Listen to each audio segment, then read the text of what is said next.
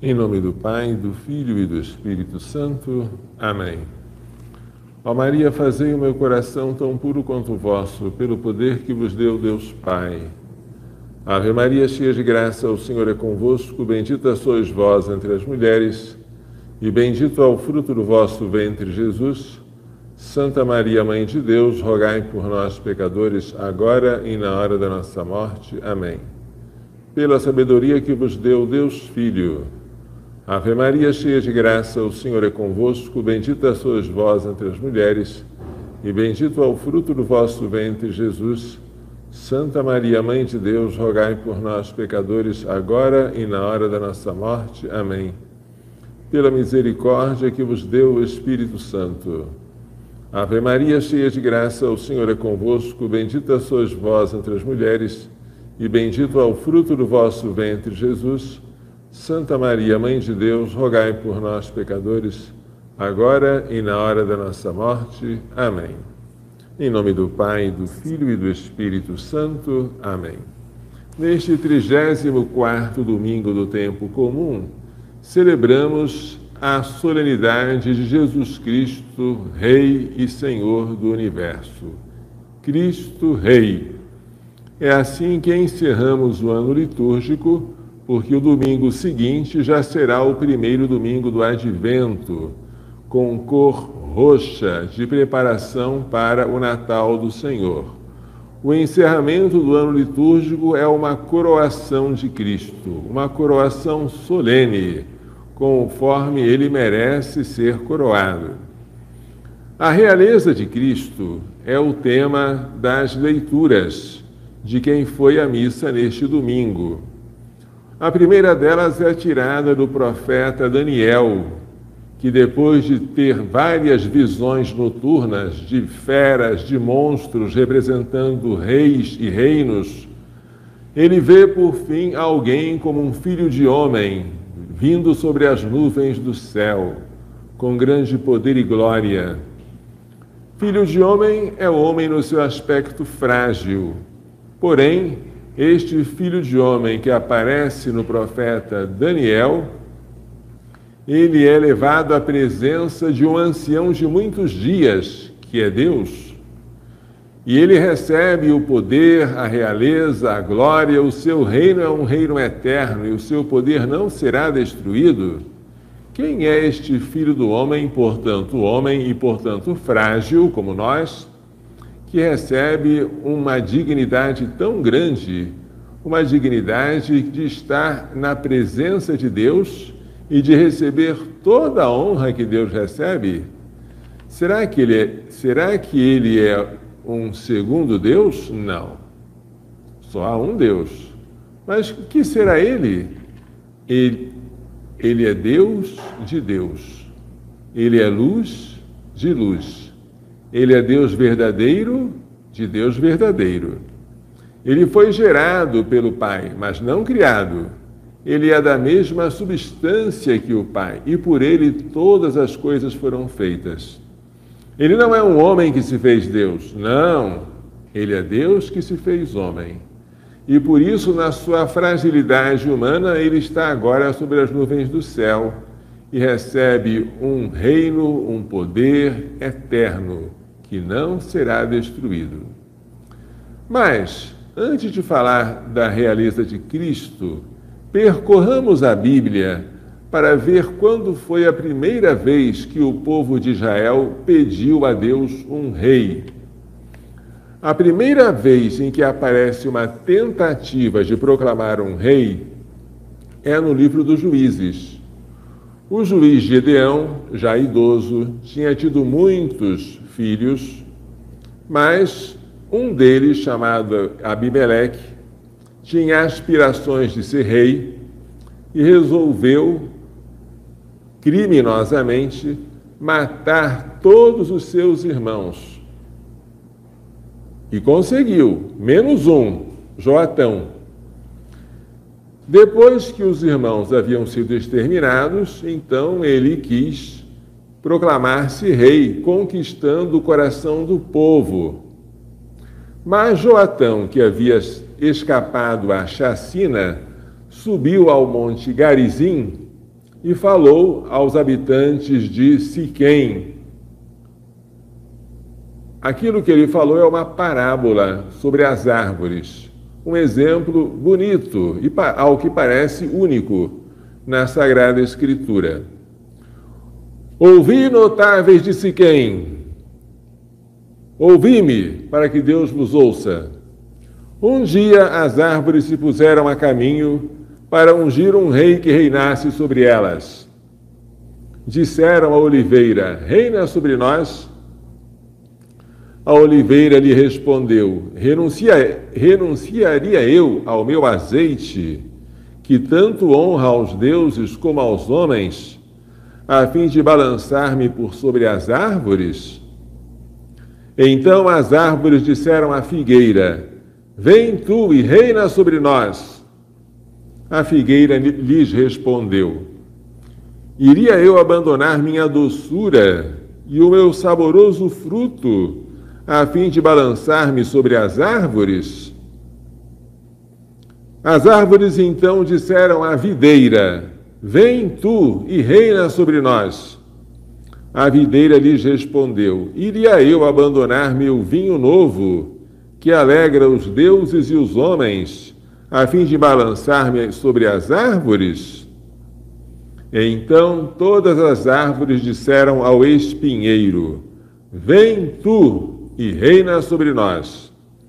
E o espinheiro respondeu às árvores: se é de boa fé que me ungis para reinar sobre vós, vinde e abrigai-vos à minha sombra. Mas o espinheiro não dá sombra. Senão, sairá fogo dos espinheiros e devorará os cedros do Líbano. Agora Joatão prossegue a aplicação prática desta parábola. Assim, pois, se foi de boa fé e com lealdade que agistes quando fizestes rei a Alimeleque, que Alimeleque faça a vossa alegria e vós façais a alegria dele. Se não, que saia fogo de Abimeleque e devore os homens notáveis de Siquém e de Bet-Melo, e que saia fogo dos homens notáveis de Siquém e de Bet-Melo para devorar Abimeleque. O povo de Deus tentou, mas não conseguiu proclamar um rei. Abimeleque foi uma figura efêmera, fugaz, que logo desapareceu da história. Tentou, por meio da violência e da crueldade, ser o único descendente sobrevivente do seu pai Gedeão, mas não conseguiu ser o rei sobre Israel. Interessante que ele é comparado na parábola ao espinheiro, que não dá sombra, mas espeta, fere. É uma árvore que não tem utilidade para as outras. E justamente escolheram a ele para reinar. Escolheram o pior de todos para ser rei sobre Israel. Depois dessa tentativa fracassada de proclamar um rei, aparece no primeiro livro de Samuel uma outra. Samuel já está velho. Ele é um profeta respeitável, temente a Deus, mas ele não deixou filhos que tivessem a mesma capacidade e habilidade dele. Tu envelheceste e teus filhos não seguiram teu exemplo. Por isso, disse o povo, constitui sobre nós um rei, o qual exerça a justiça entre nós, como acontece em todas as nações. Mas esta expressão, constitui sobre nós um rei, o qual exerça a justiça entre nós, desagradou a Samuel. E então ele invocou o Senhor. O Senhor, porém, disse a Samuel: atende a tudo o que diz este povo, porque não é a ti que eles rejeitam, mas a mim, porque não querem mais que eu reine sobre eles. Tudo que tem feito comigo, desde o dia em que fiz subir do Egito até agora, abandonaram-me e seguiram outros deuses. Assim fizeram contigo. Agora, atende ao que eles pleiteiam, mas solenemente lembra-lhes e explica-lhes o direito do rei que reinará sobre eles. Que coisa, hein? Deus atende um desejo ruim do povo.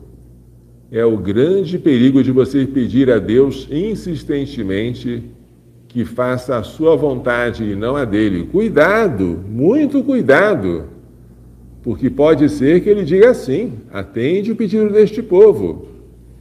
Mas o rei que o povo receberá terá direitos que oprimirão o povo. O rei convocará os vossos filhos e os encarregará dos seus carros de guerra e dos cavalos, e os fará correr à frente do seu carro. Nomeará chefes de 1000 e chefes de 50, e os fará lavrar a terra dele, e ceifar a sua seara, fabricar as suas armas de guerra e as peças de seus carros. Ele tomará vossas filhas para perfumistas, cozinheiras e padeiras. Tomará os vossos campos, as vossas vinhas, os vossos melhores olivais, e os dará a seus oficiais. Das vossas culturas e das vossas vinhas ele cobrará o dízimo, a 10ª parte, que destinará aos seus eunucos e aos seus oficiais, os melhores dentre os vossos servos e vossas servas, os vossos bois e os vossos jumentos, ele os tomará para o seu serviço. Exigirá o dízimo dos vossos rebanhos, e vós mesmos vos tornareis seus escravos. Então, naquele dia, reclamareis contra o rei que vós mesmos tiverdes escolhido. Mas o Senhor não responderá naquele dia, não vos responderá naquele dia. E o que foi que o povo respondeu? Não, teremos um rei, e seremos nós também com as outras nações. O nosso rei nos julgará, irá à nossa frente e fará as nossas guerras. E o que foi que o Senhor disse a Samuel? Satisfaz a vontade deles e entroniza-lhes um rei. E foi assim que, por vontade do povo, não de Deus, foi feito um rei em Israel. O primeiro deles foi Saul, que foi ungido pelo próprio Samuel. Saul não agradou a Deus pela sua desobediência. No lugar dele, depois da morte de Saul, foi ungido o rei Davi. Davi foi ungido pelo mesmo profeta Samuel. Mas, da descendência de Davi, o profeta Natã promete que vai surgir um rei especial. Este rei que será ungido, que será Messias, que será grande, este rei é cada vez mais especificado nas profecias sucessivas. Isaías diz que ele nascerá concebido por uma virgem e que esta concepção virginal será um sinal. Ele fala de um menino que nos foi dado, que traz a marca da realeza, conselheiro admirável, Pai eterno, príncipe do século, príncipe da paz, conselheiro admirável. Este será o menino que nascerá da virgem. Este é Emanuel, que vai trazer a luz, a libertação e a alegria. Várias vezes fala-se sobre este Messias, e no livro de Daniel aparece este filho do homem como alguém com poderes divinos, que, na verdade, sem deixar de ser Deus, se fez homem, assumiu a natureza humana. Quando este rei vem ao mundo, e é Jesus, o Filho, a segunda pessoa da Santíssima Trindade, ele vem de maneira silenciosa. Ele vem ocultar-se no seio da Virgem Maria por obra do Espírito Santo enviado pelo Pai. Ninguém fica sabendo, a não ser Maria Santíssima, que se julga indigna. Mas ela adora o Senhor dentro de si. A imagem que nós temos no Oratório São José, a capela aqui da sede do Provida de Anápolis, é de Nossa Senhora grávida em oração, adorando o menino Jesus no seu ventre. É uma vinda simples, discreta, sem ruído, sem pompa. Mas é aí que o Filho de Deus se fez homem e habitou entre nós. É lá que aquele que é o Senhor do céu e da terra como Deus, tornou-se como homem submisso a uma mulher, submisso a Maria, confinado aos limites do seu útero e deixando dentro dela um mar e uma maravilha de graças que são muito bem descritas por São Luís Maria Grignon de Montfort no Tratado da Verdadeira Devoção à Santíssima Virgem. Este rei passou a maior parte da sua vida escondido e desconhecido. Grande parte de sua vida passou na obscura cidade de Nazaré. De Nazaré pode sair alguma coisa de bom? Assim perguntará Natanael. A vida pública de Jesus dura apenas 3 anos, um tempo bem pequeno em comparação com toda a vida terrestre de Jesus.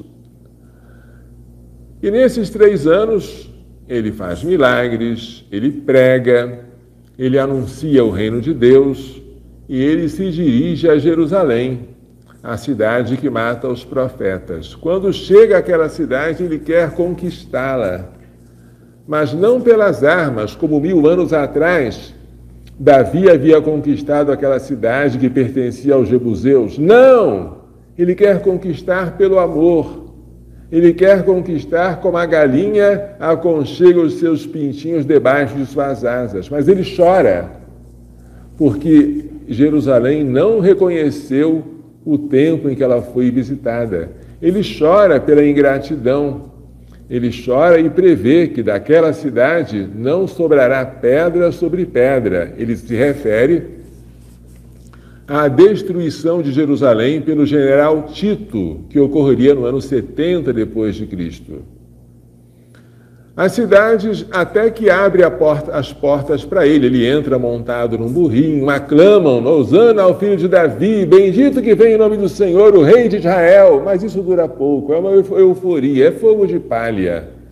Daqui a poucos dias aquela multidão estará gritando e urrando, crucifica-o, não temos outro Deus senão César. Se tu o soltas, não és amigo de César, porque todo aquele que se faz rei é inimigo de César. E a multidão que vai pedir para soltar um assassino chamado Barrabás, em vez de Jesus, e não vai se contentar com Jesus flagelado, crucificado, a quem Pilatos chama, eis o homem, e depois, eis o vosso rei. A multidão só se contenta quando Pilatos, após lavar as mãos, manda Jesus para ser crucificado. Crucificado, ele está num trono de escárnio, que é a cruz. A coroa existe, mas é de espinhos. Há 2 testemunhas. A lei de Moisés prescrevia que para um ato ser digno de fé, era necessário que houvesse 2 testemunhas. Quem são elas? Os 2 ladrões, uma à direita e uma à esquerda. É um espetáculo teatral de zombaria. Um dos ladrões está zombando. Tu és o rei dos judeus? Salva-te a ti mesmo e a nós. Um outro ladrão corrige aquele, dizendo que ele não tem temor de Deus. Para nós é justo, mas este, que mal fez? E pede, Senhor, lembra-te de mim quando entrares no teu reino. E Jesus diz àquele ladrão arrependido: em verdade vos digo, ainda hoje estarás comigo no paraíso. Jesus crucificado está elevado da terra. E Jesus havia previsto isso quando, no seu discurso com Nicodemos, dissera: quando eu for elevado da terra, atrairei para mim todo ser. Assim como Moisés no deserto elevou a serpente de bronze, é necessário que o Filho do Homem seja elevado na cruz, para que todo aquele que nele crer tenha a vida eterna. Na cruz, Jesus nos conquista, mas nos conquista não pela força das armas e pela violência, mas pela mansidão e pela doçura. Nós nos sentimos atraídos por ele, e não nos sentiríamos tão atraídos se ele nos conquistasse pela violência, pela ameaça ou pela coação. Jesus dominou e conquistou o mundo pela mansidão. Cumpriu-se nele o que ele já havia dito no Sermão da Montanha: bem-aventurados os mansos, porque possuirão a terra. Como Jesus possuiu a terra pela mansidão, nós também, se formos mansos e humildes de coração como ele, também possuiremos a terra, para nós e para o nosso Deus, evidentemente. Jesus agora, coroado de espinhos, pelo seu sangue derramado na cruz, adquire-nos como súditos a títulos de conquista. Como Deus, Jesus sempre foi nosso rei, claro. Mas como homem, ele se tornou nosso rei por um novo título, pelo sangue que ele derramou, pagando o preço do nosso resgate. Quando um escravo era preso e você pagava o preço dele para libertá-lo, aquele escravo era seu porque você comprou. Cristo nos comprou com o seu sangue, pagou um alto preço e agora nós pertencemos a ele, nós somos dele.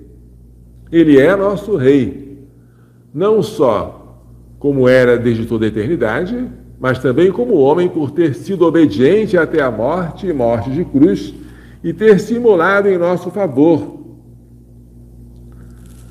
Interessante é ler a liturgia de domingo de Cristo Rei, deste ano de São Marcos, ano B, em que há um diálogo entre Jesus e Pilatos. Pilatos não é como Herodes Magno, aquele rei que, ao saber do nascimento do menino Jesus, onde está o rei dos judeus que acabou de nascer? Assim disseram os magos ao chegar a Jerusalém, ficou perturbado, estremecido e mandou saber onde o Messias deveria nascer, em Belém, segundo o profeta Miqueias, ordenou os magos irem lá para adorá-lo e depois voltar para trazer mais informações sobre o menino, a fim de que ele também fosse adorá-lo. Mentira! Para que ele fosse matá-lo. Os magos, avisados em sonho, voltaram aos seus países por um outro caminho, e Herodes, furioso ao saber que havia sido enganado, mandou matar todos os que estavam em Belém, de 2 anos para baixo, conforme a idade, o tempo descrito pelos magos, para que entre eles morresse o menino Jesus, o concorrente do seu trono. Pilatos, governador romano, não tem nenhum tipo de medo ao olhar para o acusado à sua frente, que chamam de rei dos judeus, e que ele próprio se chama tal. Quem é ele? Ele não oferece nenhum tipo de perigo, nem para Pilatos, nem para César, nem para o Império Romano. Ele é manso, ele está lá sem culpa nenhuma, mas há uma multidão imensa furiosa contra ele.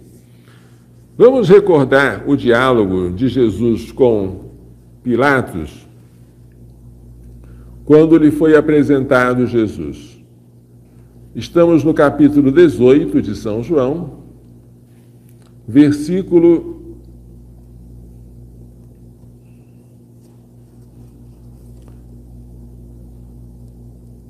33. Então Pilatos entrou novamente no pretório, chamou Jesus e lhe disse: Tu és o rei dos judeus?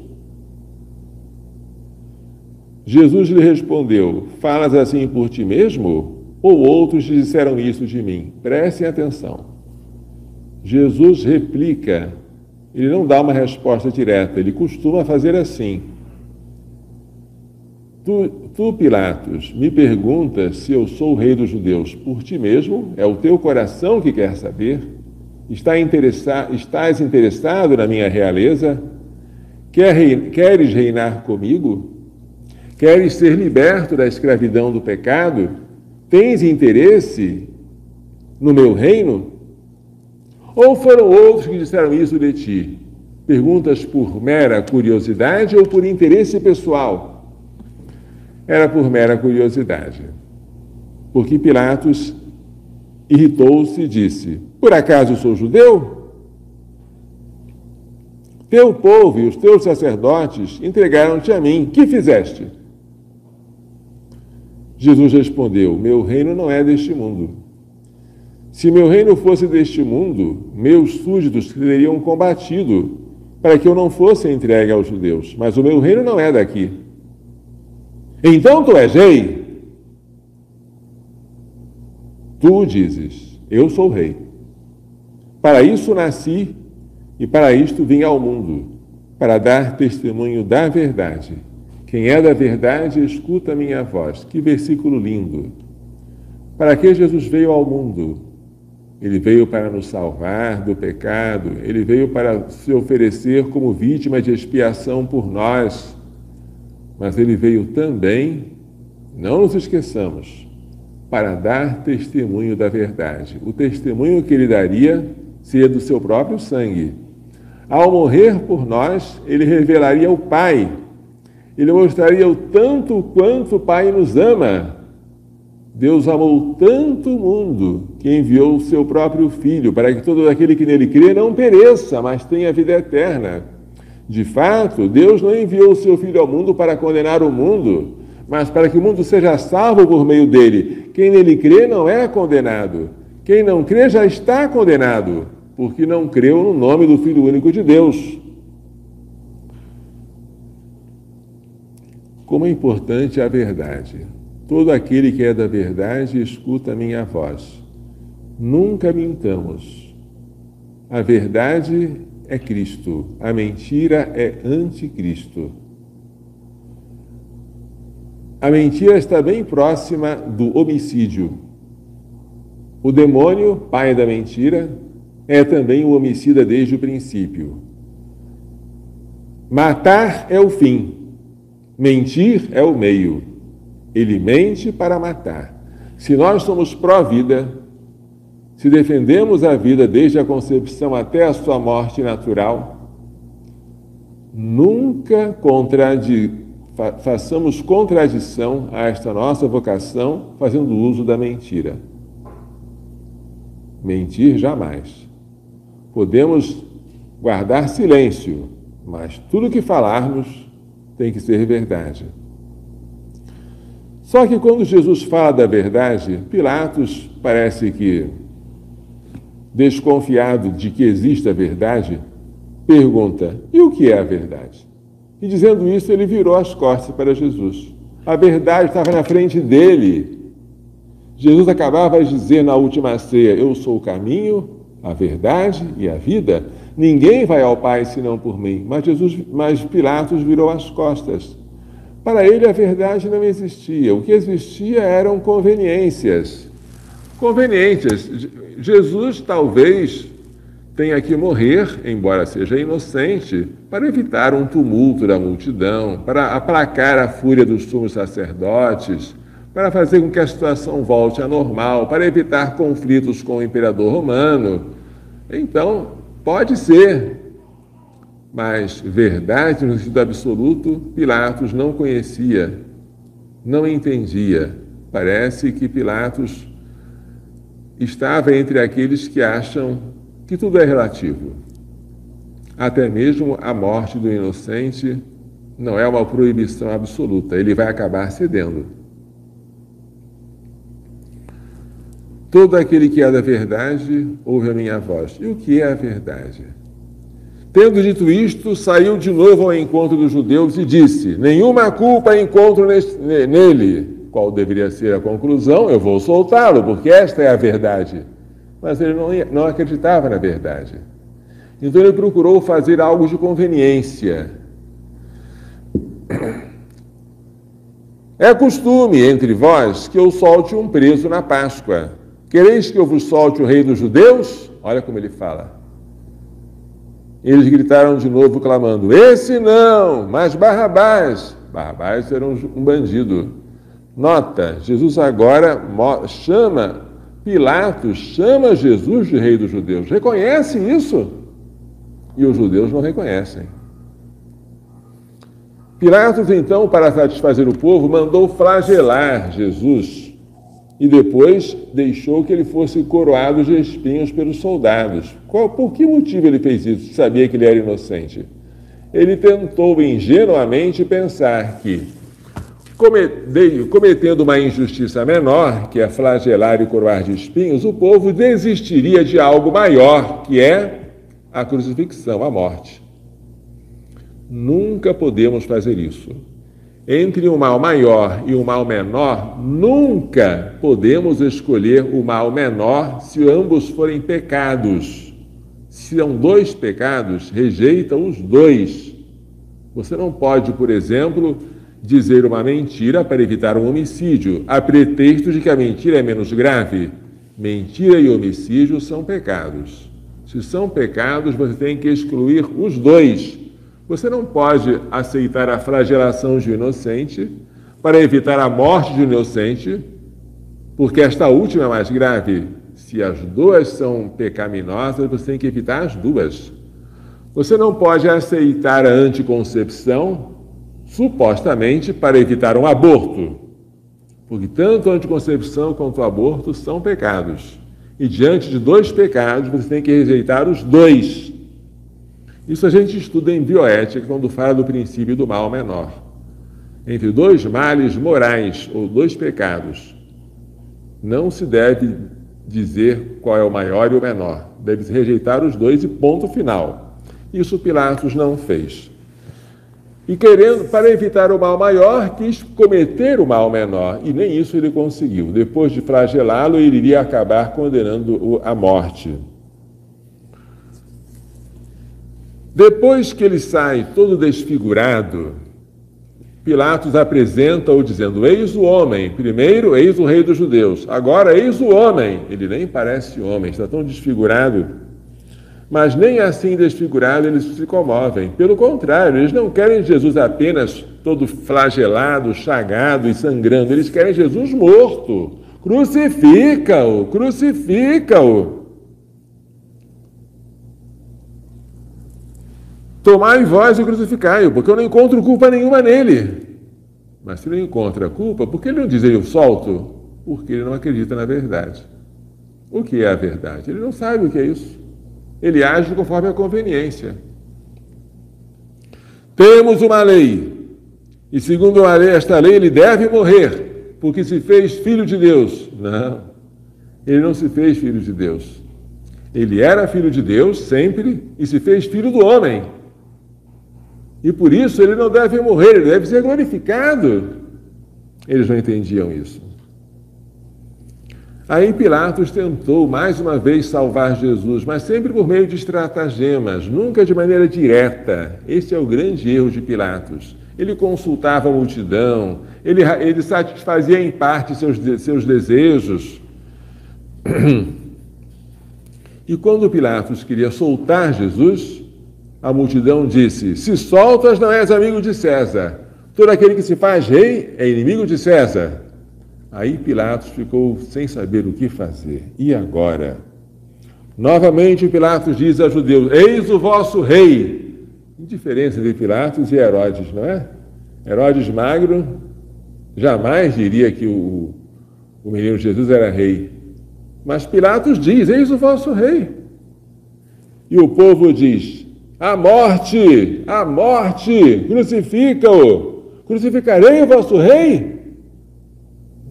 Não temos outro rei senão César. Aí Pilatos cede e entrega para ser crucificado. Nós devemos querer que Jesus reine sobre nós. Depois de crucificado, ao terceiro dia ele ressuscitou e adquiriu a glória.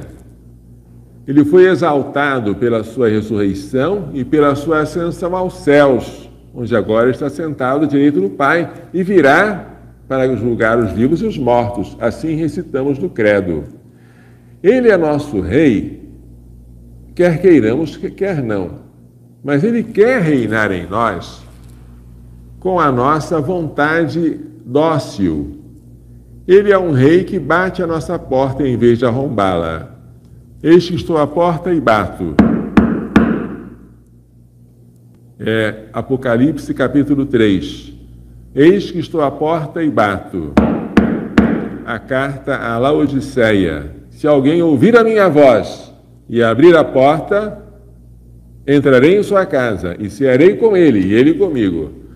Mas é preciso estar atento para ouvir a voz. Alguém não abre a porta porque nem sequer ouve a voz de Jesus. Está tão preocupado com outras coisas que não ouve quando ele chama. Alguns ouvem, mas têm o coração duro e dizem, não quero abrir, e não abrem. E Jesus não entra e não faz refeição. Ele quer reinar, mas ele não quer reinar à força. Ele quer que nós o recebamos. E o reinado de Jesus sobre nós é doce, porque o nosso rei é manso e humilde. O nosso rei não é como um espinheiro que iria se balançar sobre as árvores. O nosso rei não é como Abimeleque, que para reinar matou todos os seus irmãos. Nosso rei lavou os pés dos apóstolos na última ceia. E o nosso rei lavou-nos com o seu sangue na cruz de todos os nossos pecados.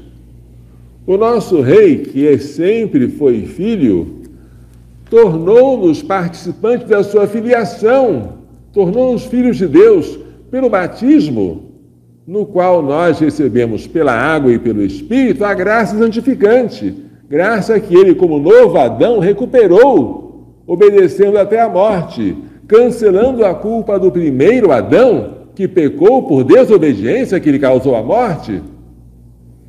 E como Jesus, novo Adão, nos salvou obedecendo, salvou junto com Maria, nova Eva, que faz aqui, às vezes, da antiga Eva, a primeira Eva, pela qual nos veio a morte.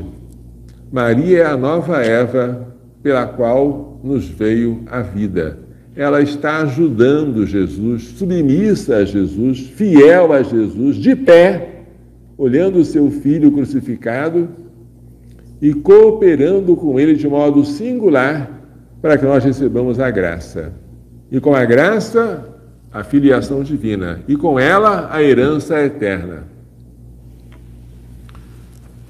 Jesus deve reinar sobre nós. Se ele não reinar, quem vai reinar será o pecado, será o demônio, será o mundo. Vamos construir ídolos. Ele deve reinar para que nós sejamos livres. Ora, o reinado de Jesus não pode ser apenas algo ideal, alguma coisa assim abstrata. Ele reina, mas ele não deve se meter em tudo da minha vida. Ele pode reinar lá na imagem do Sagrado Coração. Ele pode reinar naquela imagem de Jesus misericordioso. Mas ele não vai se meter na minha vida. Ele não vai reinar sobre mim, por exemplo, no meu matrimônio, dizendo que aquilo que não deu certo, que eu não tenho direito de tentar uma segunda vez, porque eu sou favorável ao divórcio e não sou nem um pouquinho aberto à doutrina de Jesus sobre a indissolubilidade do matrimônio. Eu quero que ele reine, mas que ele não venha interferir no meu direito de me vingar dos outros, longe de mim. Mostrar a outra face ou perdoar 70 vezes 7 vezes, porque eu não sou bobo. Eu não quero levar desaforo para casa, vingar-se para mim é uma honra. E eu não quero me desonrar. Eu quero que ele reine sobre mim, mas cuidado. Tem limites esse reinado. Eu vou fazer algumas das coisas que ele falou, mas não tudo. Renunciar a mim mesmo, tomar a minha cruz para segui-lo, isso aí já parece um exagero. Afinal, eu estou aqui também para gozar a vida, para aproveitar, para ter benefícios. Eu acho que isso aqui é muita radicalidade. O cristianismo passa a ser para nós uma figura decorativa. Cristo reina até que deixam Jesus estar nas repartições públicas. Um crucifixo, lembrando as raízes cristãs do Brasil. Mas não falta quem queira tirar os crucifixos dos tribunais e das repartições públicas e das câmaras legislativas a pretexto do chamado Estado laico. O que é um Estado laico? É um Estado em que Cristo ocupa o mesmo lugar que os orixás do candomblé. Em que o Estado não pode dar preferência a Jesus mais do que a Iemanjá. Porque é um Estado que não deixa que você diga que Cristo é o único Rei do Universo e que a Igreja, por ele fundada, é a verdadeira. Esse Estado não deixa, porque esse Estado proíbe você de professar a verdade. É triste ver os crucifixos sendo retirados da repartição pública. E é triste ver que aqueles que defendem que Jesus permaneça lá usem argumentos tão estranhos, não é? Aquele que está pregado na cruz neste tribunal, dizem os defensores, né? Não é a segunda pessoa da Santíssima Trindade, não. Quem está ali é um injustiçado, alguém que morreu injustamente. Ele é o sinal da injustiça. Ele é um estímulo para que nós façamos a justiça. Então, tirando todo o caráter divino e salvador de Jesus, eles querem conservar Jesus pelo menos como uma figura histórica, cultural e simbólica. É triste, gente. É triste que o nosso país tenha relegado o papel de Cristo a esse nível. Mas nós não podemos fazer isso. Ele tem que reinar sobre tudo, sobre todas as instituições, mas a começar pelo nosso coração. O nosso coração tem que deixar Jesus reinar, e reinar mesmo. E se houver alguma parte do nosso coração que não esteja aberta a Ele, algum compartimento onde haja ainda inveja, que você não quer admitir, mas existe, desejo de vingança, raiva, vanglória, avareza, se tiver alguma coisa dentro do seu coração que ainda não esteja sob o domínio de Jesus, esta coisa é um ídolo que está ocupando o lugar que Jesus deveria ocupar. Gente, tirar coisas ruins do nosso coração é uma tarefa que é muito penosa, porque elas nascem a cada dia, elas brotam como uma erva daninha. Você pensa que já havia se libertado delas, elas que aparecem novamente. Por isso eu contratei alguém para fazer isso. Quando a gente não sabe o que fazer, contrata alguém que sabe. É claro, né? Eu contratei Nossa Senhora. Nossa Senhora agora é a jardineira do meu coração. Dela eu me fiz escravo. Me consagrei a ela na qualidade de escravo, como essas correntes denotam. Correntes estas que nada têm de humilhante para mim, porque eu sou escravo de alguém que é extremamente doce, o doce coração de Maria. E ser submisso, ser filho e ser escravo de Maria, para mim, é uma liberdade. Eu pedi a Maria Santíssima que ela, ao ver qualquer coisa no meu coração que não tenha sido plantada pelo filho dela, que ela arranque, mas arranque com violência, sem deixar vestígios. É o trabalho do jardineiro, e eu quero que ela seja a minha jardineira do meu coração. E se alguma coisa for plantada pelo filho dela no meu coração, que ela proteja contra o vento, contra a geada, contra o sol quente, para que cresça e frutifique para a glória de Deus Pai. Se queremos que Jesus reine, façamos que Ele reine dentro de nós, primeiramente, depois em nossa família, depois em nossa comunidade, depois em nossa diocese, na Igreja Universal e nos estados. Mas tudo vai começar de dentro. Tudo que se faz de bom ou de mal neste mundo começa do coração. Lembro-me de uma palavra do Papa São João Paulo II, quando visitou os trabalhadores de São Paulo, naquela época em que havia muito movimento sindical. Poder-se-á mudar a estrutura ou o sistema social, mas sem a mudança nos corações e nas consciências, a ordem social justa e estável não será alcançada. O Papa entendia que as mudanças de fora para dentro são inúteis. Tudo começa de dentro do coração do homem. E é assim que eu peço a Maria, coração imaculado de Maria, livrai-nos da maldição do aborto, porque o aborto quer tirar de nós, quer tirar de Jesus o seu domínio sobre a vida. Ele é o Senhor da vida, não Satanás. Por isso que nós pedimos a Maria Santíssima, vem sobre nós. Lembrai-vos que vos pertenço, terna Mãe e Senhora nossa. Guardai-me e defendei-me como coisa e propriedade vossa. Que venha a nós o reino de Maria para preparar o reino de Jesus. Que ela reine sobre nós para que nós sejamos mais perfeitamente súditos de Cristo. Este é o sentido da devoção a Nossa Senhora e da consagração total a ela na qualidade de escravos. Deixo assim com vocês essa mensagem de esperança. Este rei que morreu, ressuscitou. E quando ele vier, virá na sua glória. O seu corpo agora é glorioso. O seu corpo agora tem chagas, mas já cicatrizadas. Ele emite um brilho, ele não tem mais defeitos físicos. Ele pode comer, mas não é obrigado a comer. Ele pede pão, pede peixe depois da ressurreição, para provar que ele não é um espírito, mas ele não precisa se alimentar.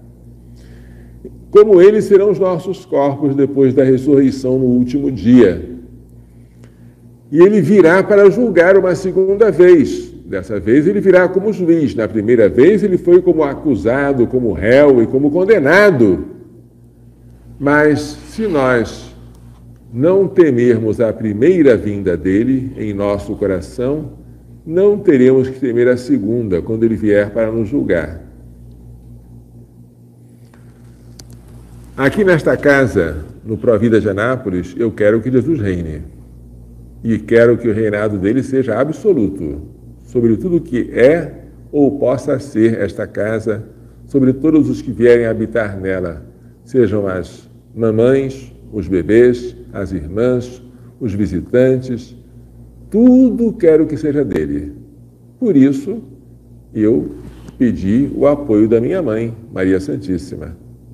Mas também pedi de São José, porque São José foi chamado por Deus para cuidar dos seus maiores tesouros, que é o seu filho Jesus e a mãe de seu filho, Maria Santíssima. Todos os dias eu peço a São José anjos para guardar esta casa. Anjos! Anjos de verdade. Peço também a São José pessoas semelhantes a anjos, para cuidar dos bebês e das suas mães. Como eu peço isso? Como eu peço? E quando a gente pede muito uma coisa boa, a gente recebe, né? E peço que dê a nós, meu Deus, que responsabilidade, a mesma pureza com que Ele cuidou de Nossa Senhora e do Menino Jesus. Eu sei que eu peço muito, mas eu sei também que eu não posso pedir menos. Uma pureza menor que a dele não agradaria a Deus Pai. Falamos muito sobre a realeza de Jesus, não é? Venha a nós o vosso reino. Seja feita a vossa vontade, assim na terra como no céu. Mas deixemos que a nossa vontade se conforme com a dele.